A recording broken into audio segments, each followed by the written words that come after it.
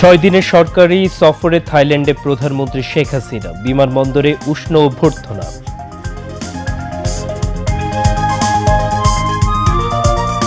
উপজেলা নির্বাচনে মন্ত্রী এমপিদের স্বজনরা দলীয় নির্দেশনা না মানলে সাংগঠনিক ব্যবস্থা নেওয়ার হুঁশিয়ারি ওবায়দুল কাদেরের।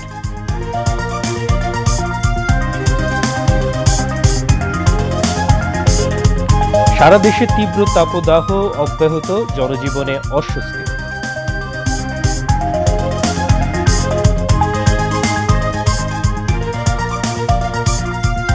হাওড় অঞ্চলে বোরো ধান কাটার ধুম, 19% ধান কাটা শেষ।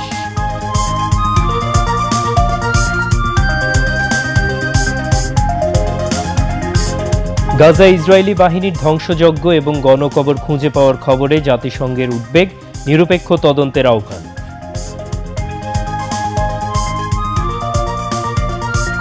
এবং আইপিএল ক্রিকেটে আজ দিল্লি ক্যাপিটালসের মুখোমুখি হবে গুজরাট টাইটান্স। আসসালামু আলাইকুম, আমন্ত্রণ জানাচ্ছি দুপুর 2টার সংবাদে। আপনাদের সাথে আছে আমি তানভীর এলিন। দর্শক, এতক্ষণ শুনছিলেন শিরোনাম, এবারে পুরো সংবাদ।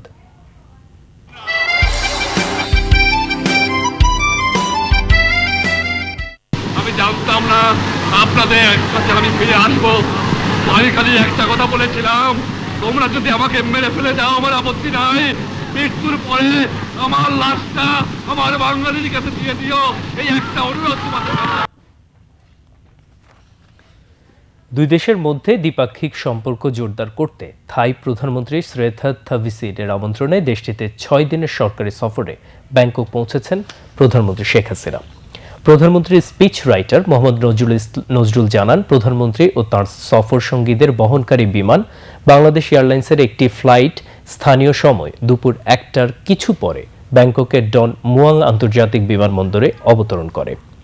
এ সময় ব্যাংককের ডন মুয়াং আন্তর্জাতিক বিমানবন্দরে প্রধানমন্ত্রীকে লাল গালিচা সংবর্ধনা এবং 19 বার গান স্যালুট দেওয়া হয়।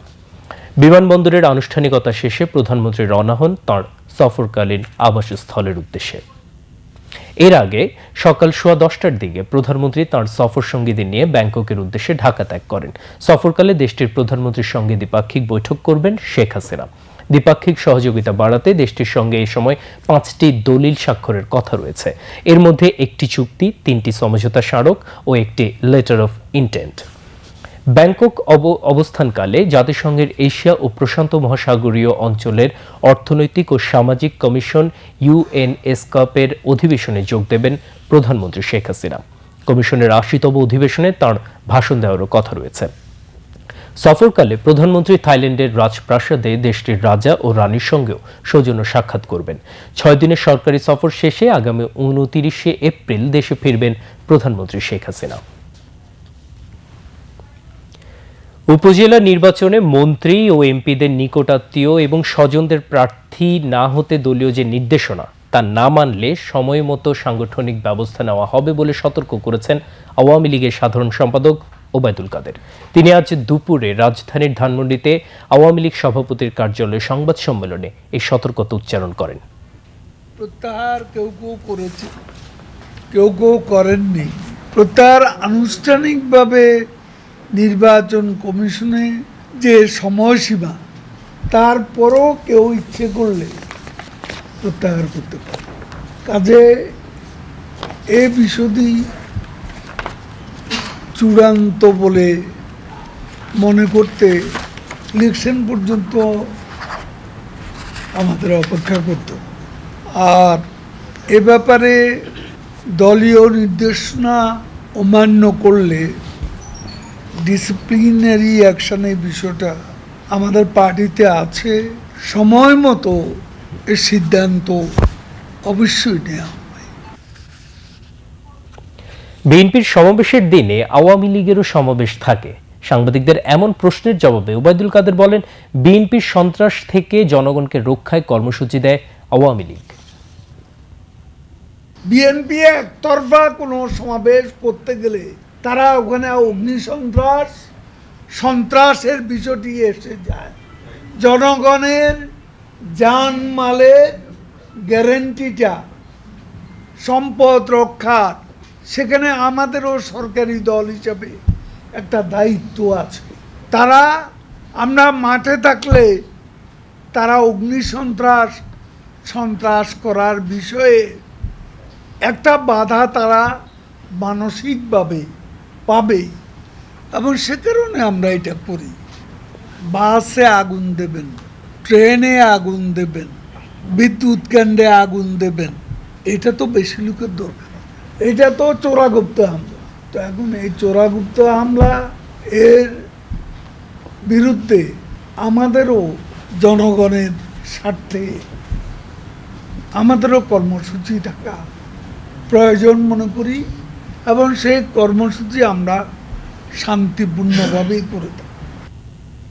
সংবাদ সম্মেলনে উপস্থিত ছিলেন আওয়ামী লীগের যুগ্ম সাধারণ সম্পাদক আফম বাহাউদ্দিন নাসিম, সাংগঠনিক সম্পাদক বি.এম. মোজাম্মেল হক, এস.এম. কামাল হোসেন, মির্জা আজম, আবু সাইদ আল মাহমুদ স্বপন, সুজিত রায় নন্দী সহ কেন্দ্রীয় আওয়ামী লীগের নেতৃবৃন্দ।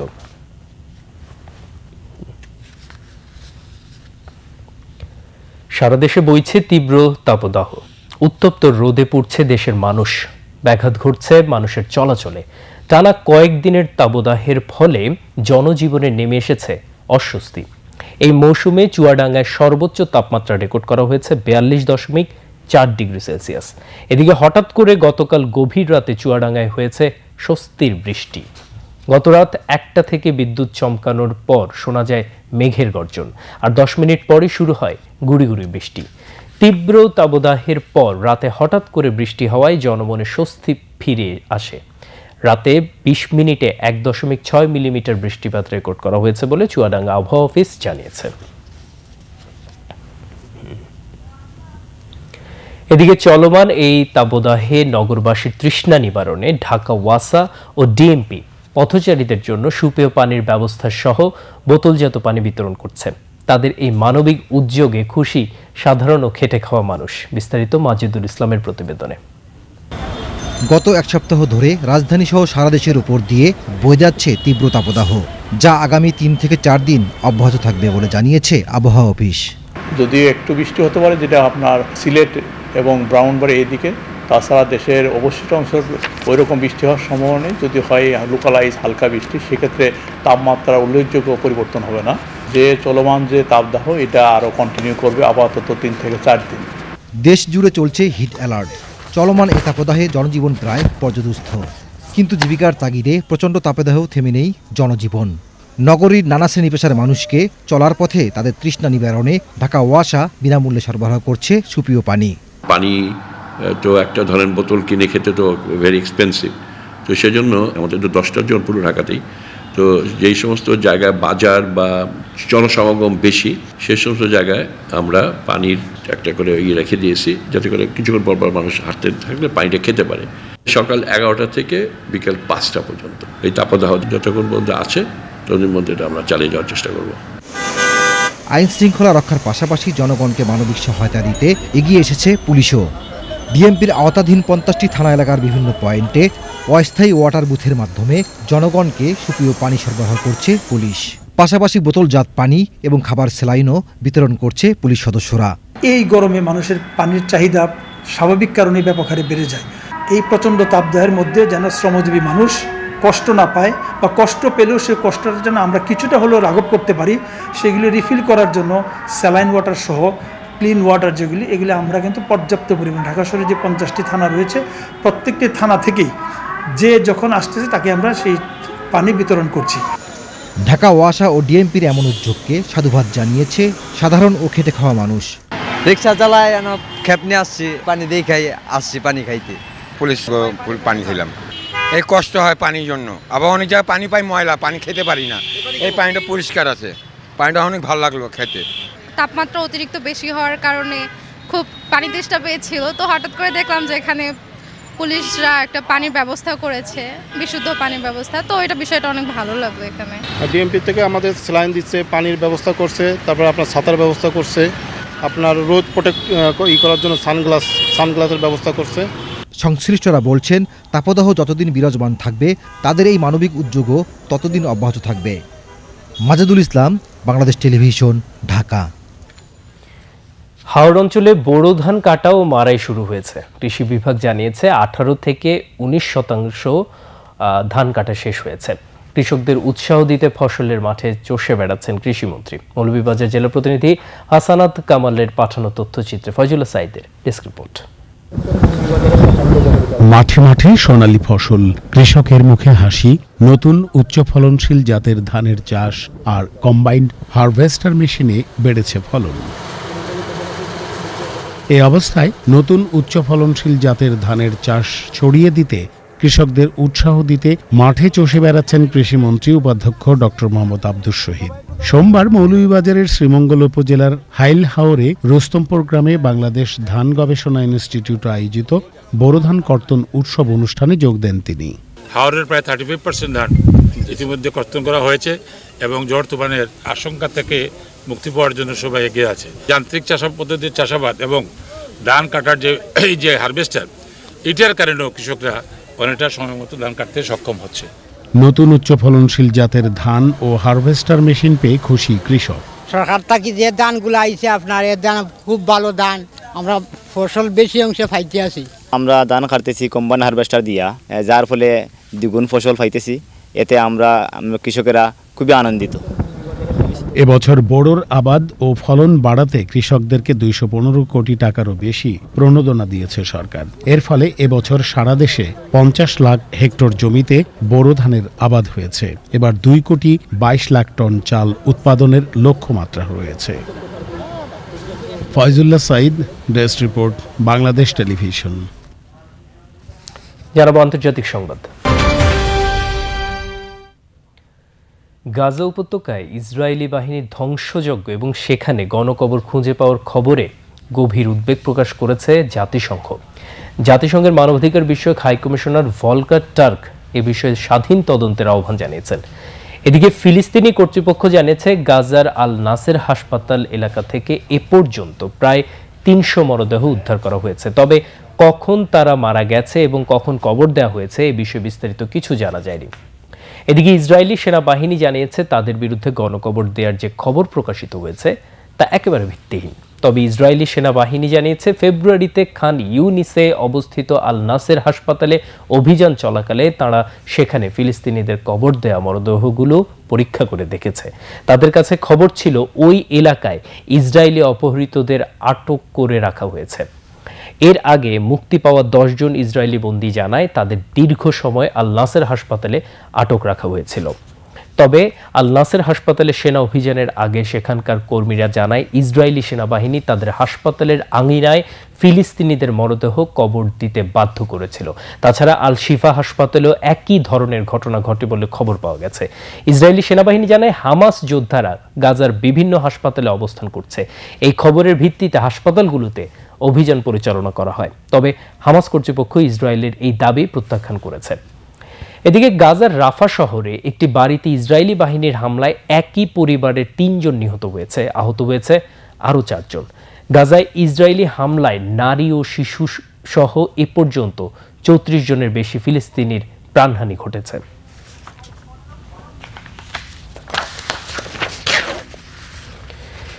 ইউক্রেন, ইসরায়েল এবং তাইওয়ানের জন্য $95 বিলিয়ন আন্তর্জাতিক সহায়তার একটি বিল পাশ করেছে মার্কিন সিনেট। মার্কিন সিনেটে 79 থেকে 18 ভোটের ব্যবধানে গতকাল সন্ধ্যায় এই বিল পাশ হয়। এর আগে শনিবার মার্কিন প্রতিনিধি পরিষদে এই বিলটি পাশ করা হয়। মার্কিন প্রেসিডেন্ট জো বাইডেন আজ এই বিলে স্বাক্ষর করলে তা আইনে পরিণত হবে।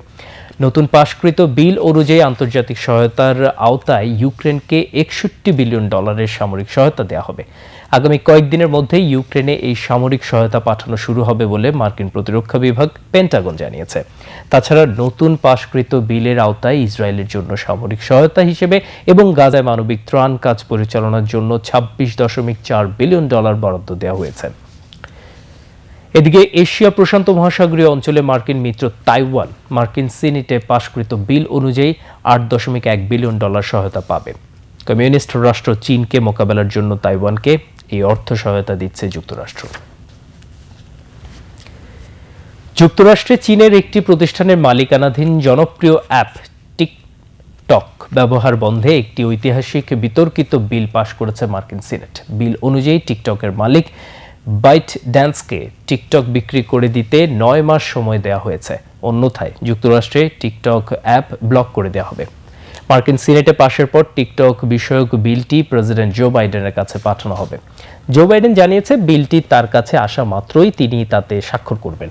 এদিকে টিকটকের মালিক বাইট ড্যান্স কর্তৃপক্ষ মার্কিন সিনেটে টিকটক বন্ধে বিল পাশ হওয়ার বিষয়ে তাৎক্ষণিকভাবে কোনো প্রতিক্রিয়া জানায়নি। তবে এর আগে বাইট ড্যান্স জানিয়েছিল যুক্তরাষ্ট্র টিকটক বন্ধে চাপ দিলে তার বিরোধিতা করা হবে। সোমালিয়ার জলদস্যু মুক্ত বাংলাদেশি জাহাজ এমভি আবদুল্লাহ গতরাতে সংযুক্ত আরব আমিরাতের আল হামরিয়া বন্দর জেটিতে নোঙর করেছে। সেখানে এখন জাহাজটি থেকে চলছে কয়লা খালাস। KSRM গ্রুপের উপব্যবস্থাপনা পরিচালক শাহরিয়ার জাহানের নেতৃত্বে বাংলাদেশ থেকে যাওয়া একটি দল নাবিকদের সাথে জেটিতে শুভেচ্ছা বিনিময় এবং তাদের বরণ করে নেন। 33 দিনের জিম্মি দশার পর 14 এপ্রিল জাহাজটি মুক্ত হয়। এরপরই জাহাজটি 1450 নটিক্যাল মাইল দূরে থাকা আরব আমিরাতের আল হামরিয়া বন্দরের উদ্দেশ্যে রওনা হয়েছিল। এই পথ পাড়ি দিয়ে 8 দিনের মাথায় জাহাজটি আমিরাতের আল হামরিয়া বন্দরে পৌঁছালো। গত 12 মার্চ মোজাম্বিকের মাপুতো বন্দর থেকে 55,000 টন কয়লা নিয়ে আরব আমিরাতের আল হামরিয়া বন্দরে যাওয়ার পথে দস্যুদের কবলে পড়েছিল জাহাজটি। ফিরছি দেশের সংবাদে। হবিগঞ্জে সড়ক বিভাগের আওতায় 2টি ইন্টারসেকশন এবং রিজিড পেভমেন্ট নির্মাণ শেষে হওয়ার নিরাপদে চলাচল করতে পারছে যাত্রীরা। সংশ্লিষ্টরা বলছেন এর ফলে দুর্ঘটনাও হ্রাস পাবে এই সড়কে। হবিগঞ্জের জেলা প্রতিনিধি মোহাম্মদ আলমগীর খানের পাঠানো তথ্যচিত্রে ডেস্ক রিপোর্ট। ঢাকা সিলেট মহাসড়ক থেকে হবিগঞ্জ জেলা সদরের দূরত্ব 14.4 কিলোমিটার। সড়কটির নামকরণ করা হয় মুক্তিযোদ্ধা কমান্ড্যান্ট মানিক চৌধুরী সড়ক। কিন্তু ক্রমবর্ধমান গাড়ির চাপে এই সড়কের বিভিন্ন অংশে ভাঙন ও দুর্ঘটনা বাড়তে থাকে। এই সমস্যার উত্তরণে হবিগঞ্জ সড়ক বিভাগ চলতি বছরে 33 কোটি টাকার প্রকল্প গ্রহণ করে। আগে মনে করেন মুখামুখি হয়ে যেত গাড়ি, এখন তো মুখামুখি হয় না। এই রাস্তাটা অনেক ভাঙা ছিল এবং রাস্তা ডিউটি ছিল, গাড়ি চলাচলে অনেক অসুবিধা হতো। এখন রাস্তাটা ভালো কাজ করা হয়েছে এবং সুন্দর হয়েছে। প্রকল্পের আওতায় সদর উপজেলার ধুলিয়াখাল ও পাইকপাড়ায় 2টি ইন্টারসেকশন 2.5 কিলোমিটার মজবুতীকরণ এবং 12 কিলোমিটারের কাজ সম্পন্ন হয়েছে। এতে এই সড়কে শৃঙ্খলা ফেরার পাশাপাশি কমেছে দুর্ঘটনা। সড়কের দুপাশে গাছ থাকায় বৃষ্টিতে সড়কে পানি জমে কার্পেটিং অংশ ক্ষতিগ্রস্ত হতো। বর্তমানে সড়কটির বিভিন্ন অংশে RCCর মাধ্যমে উন্নয়ন করায় এই সমস্যাও দূর হয়েছে। সড়কটির বিভিন্ন অংশে আমাদের এই কর্মসূচির আওতায় মজবুতীকরণ এবং প্রায় 2.5 কিলোমিটার সড়ক রিজিড পেভমেন্ট করা হয়েছে, যেই অংশগুলি পানি জমে নষ্ট হয়ে যাওয়ার সম্ভাবনা ছিল। আর আমরা 2টি ইন্টারসেকশনের কাজ করেছি ধুলিয়াখাল এবং পাইকপাড়া মোড়ে। এই সড়কের কাজটির চুক্তিমূল্য ছিল 33 কোটি টাকা। সংশ্লিষ্টদের অভিমত, আধুনিক প্রযুক্তি নির্ভর এবং টেকসই মহাসড়ক নেটওয়ার্ক প্রতিষ্ঠায় হবিগঞ্জ সড়ক বিভাগের অধীনে 299 কোটি টাকা ব্যয়ে 3টি সড়ক নির্মাণ করে পিছিয়ে পড়া জনপদকে যুক্ত করা হয়েছে উন্নয়নের মহাসড়কে। সীমা শারমিন, বাংলাদেশ টেলিভিশন। নিরাপদ ও পরিবেশ বান্ধবভাবে জাহাজ রিসাইক্লিং এবং শ্রমিকদের নিরাপত্তার উপর গুরুত্ব আরোপ করেছেন এই খাত সংশ্লিষ্টরা। আজ রাজধানীতে SENSREC নামক প্রকল্পের উপর আয়োজিত এক কর্মশালায় বক্তারা এ গুরুত্ব আরোপ করেন। কর্মশালার উদ্বোধন করে শিল্প মন্ত্রণালয়ের সিনিয়র সচিব জাকিয়া সুলতানা বলেন, সচেতনতামূলক এই প্রশিক্ষণ কর্মশালা পারস্পরিক আলোচনা ও সহযোগিতা বিনিময়ের মাধ্যমে দায়িত্বশীল শিপ রিসাইক্লিং অনুশীলনে জ্ঞান ও অভিজ্ঞতাকে আরও গভীর ও সমৃদ্ধ করবে। শিল্প মন্ত্রণালয়ের অতিরিক্ত সচিব মোহাম্মদ শামীমুল হকের সভাপতিত্বে কর্মশালায় বাংলাদেশে নিযুক্ত নরওয়ের রাষ্ট্রদূত এসপেন রিক্টার ভেন্সেন বক্তৃতা করেন। 2 দিন ব্যাপী কর্মশালায় Bangladesh ship breakers and recyclers association, IMO, ILO, JICA সংশ্লিষ্ট বিভিন্ন মন্ত্রণালয় ও বিশ্ববিদ্যালয়ের প্রতিনিধি সহ সংশ্লিষ্ট স্টেক হোল্ডারগণ অংশ নেন। এরপর যে কৃষি সংবাদ।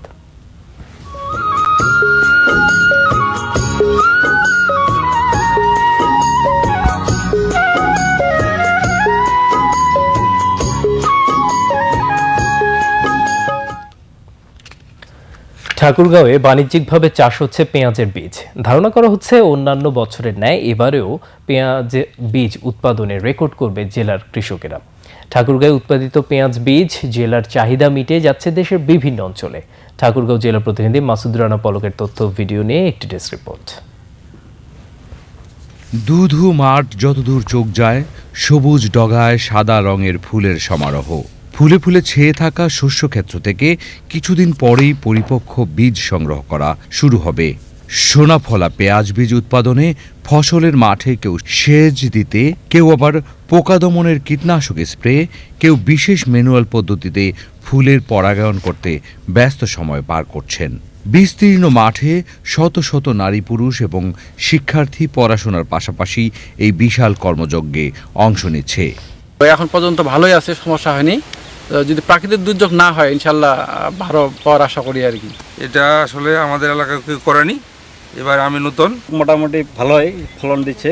উনার এই উদ্যোগটাকে দেখে অনেকে আগ্রহ প্রকাশ করেছে যে বিগত দিনগুলোতে তারাও পেঁয়াজের বীজ চাষ করবে। পেঁয়াজ বীজ বপন থেকে শুরু করে উৎপাদন পর্যন্ত সব ধরনের পরামর্শ দিয়ে কৃষককে সহায়তা করছেন ঠাকুরগাঁও কৃষি বিভাগ। ঠাকুরগাঁও জেলায় এবছর 112 হেক্টর জমিতে পেঁয়াজ বীজ উৎপাদন হচ্ছে। আমরা তাদেরকে কারিগরি পরামর্শ দিয়ে যাচ্ছি, বিশেষ করে সেখানে সার ব্যবস্থাপনা, রোগ পোকা ব্যবস্থাপনা, সেচ ব্যবস্থাপনা ইত্যাদি বিষয়। পেঁয়াজ বীজ সহ আর অন্যান্য ফসলের বীজ এখানে উৎপাদন হচ্ছে, যা আমাদের কৃষিতে একটি ইতিবাচক পরিবর্তন নিয়ে আসবে।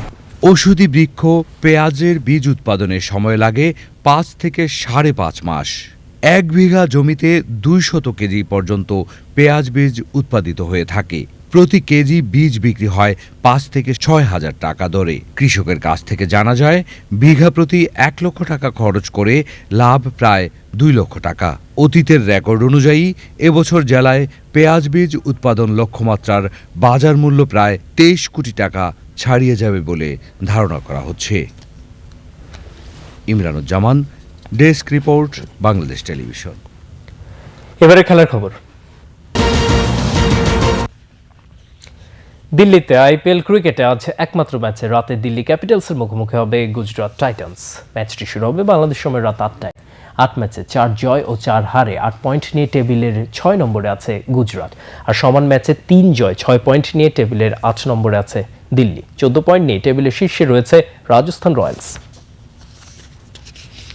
বাংলাদেশ বধির ক্রীড়া ফেডারেশনের আয়োজনে আজ থেকে শুরু হলো প্রথম এশিয়া প্যাসিফিক ইন্ডিভিজুয়াল বধির দাবা চ্যাম্পিয়নশিপ 2024। রাজধানীর একটি হোটেলে প্রতিযোগিতার উদ্বোধন করেন দুর্যোগ ব্যবস্থাপনা ও ত্রাণ প্রতিমন্ত্রী মহিবুর রহমান। টুর্নামেন্টের চেয়ারম্যান মোহাম্মদ খায়রুল বশরের সভাপতিত্বে অন্যান্যের মধ্যে বক্তব্য রাখেন বাংলাদেশ বধির ক্রীড়া ফেডারেশনের সাধারণ সম্পাদক গাজী কামরুল হাসান ও এশিয়া প্যাসিফিক বধির কনফেডারেশনের সাধারণ সম্পাদক এনখায়ার জেনসিভ নাইমাবু। 5 দিনব্যাপী প্রতিযোগিতায় ভারত, মঙ্গোলিয়া, ইন্দোনেশিয়া, কিরগিজস্তান, কাজাখস্তান ও স্বাগতিক বাংলাদেশের মোট 39 জন বধির দাবাড়ু অংশগ্রহণ করছেন। শেষ করব দুপুর 2টার সংবাদ, তবে তার আগে শিরোনামগুলো জানাবো আরেকবার। 6 দিনের সরকারি সফরে থাইল্যান্ডে প্রধানমন্ত্রী শেখ হাসিনা, বিমানবন্দরে উষ্ণ অভ্যর্থনা।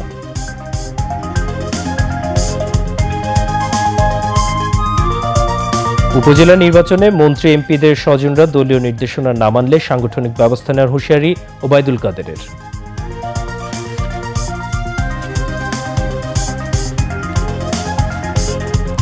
সারা দেশে তীব্র তাপদাহ অব্যাহত, জনজীবনে অস্বস্তি।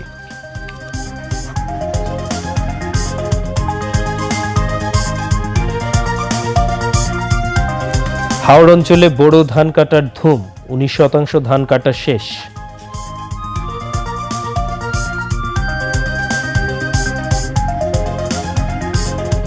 গাজা ইসরায়েলি বাহিনীর ধ্বংসযজ্ঞ এবং গণকবর খুঁজে পাওয়ার খবরে জাতিসংঘের উদ্বেগ, নিরপেক্ষ তদন্তের আহ্বান।